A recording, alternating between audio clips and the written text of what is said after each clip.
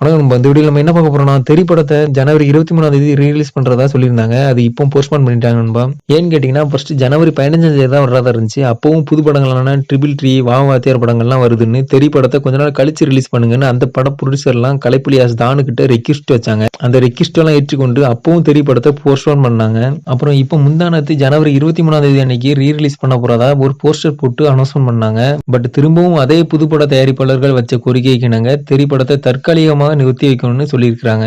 ஏற்கனவே ஜனநாயகன் படம் போஸ்ட்போன் ஆயிட்டுன்னு தளபதி ஃபேன்ஸ் எல்லாம் பயங்கர காண்டில் இருக்காங்க. இவரு வேற இன்னைக்கு வருது நாளைக்கு வருதுன்னு சொல்லி சொல்லி அப்பப்போ போஸ்ட்போன் பண்ணிட்டே இருக்காரு. நம்ம தெறி படம் 2வது டைமா போஸ்ட்போன் ஆகுது. இது நம்ம தளபதி ஃபேன்ஸ் மத்தியில பயங்கரமான ஏமாற்றமா இருக்கு. இதுக்கு நீங்க தெறி படத்தை ரிலீஸ் பண்ணாமலே இருக்கலாம்னு நம்ம கலைப்புலியை போட்டு பொலந்துட்டு இருக்காங்க நம்ம தளபதி ஃபேன்ஸ். அண்ட் இது மட்டும் இல்லாம நேத்து கரூர் கூட்ட நெரிசல் வழக்கு 2ஆம் கட்ட சிபிஐ விசாரணைக்கு நம்ம தளபதி விஜய் ஆஜராயிருக்காங்க. அது கரெக்டா 10:30 மணிக்கு ஆரம்பிச்சு மாலை 4:30 மணி வரையும் நடந்திருக்கு. இதுல நிறைய கேள்விகள் தளபதி விஜய் கிட்ட கேட்டிருக்காங்க. அந்த கேள்விக்கெல்லாம் நம்ம தளபதி விஜய் கண்டிப்பா பயங்கர ஸ்ட்ராங்கா பதில் சொல்லியிருப்பாங்க. அண்ட் இதுவரைக்கும் அனுப்பப்பட்ட சம்மனுக்கெல்லாம் விசாரணை முடிஞ்சுட்டு நம்ம தமிழக வெற்றி கழகம் சார்பா சொல்லியிருக்காங்க. சரி, ஓகே, நம்ம தெறி படம் மீண்டும் மீண்டும் போஸ்ட்போன் ஆனதை பத்தியும் அண்ட் கரூர் வழக்கு சிபிஐ விசாரணை பத்தின உங்க கருத்துக்களை நம்ம கமெண்ட் பாக்ஸ்ல தெரிவிங்க. அண்ட் இந்த மாதிரி தளபதி விஜய் பத்தின ஹாட் நியூஸ்க்கு நம்ம தளபதி கிருபாரன் யூடியூப் சேனலை சப்ஸ்கிரைப் பண்ணி வச்சுக்கோங்க. 1 to 1 உடனுக்குடன் டெய்லி அப்டேட் உங்களுக்கு தேடி வரும் நண்பா. தேங்க்யூ.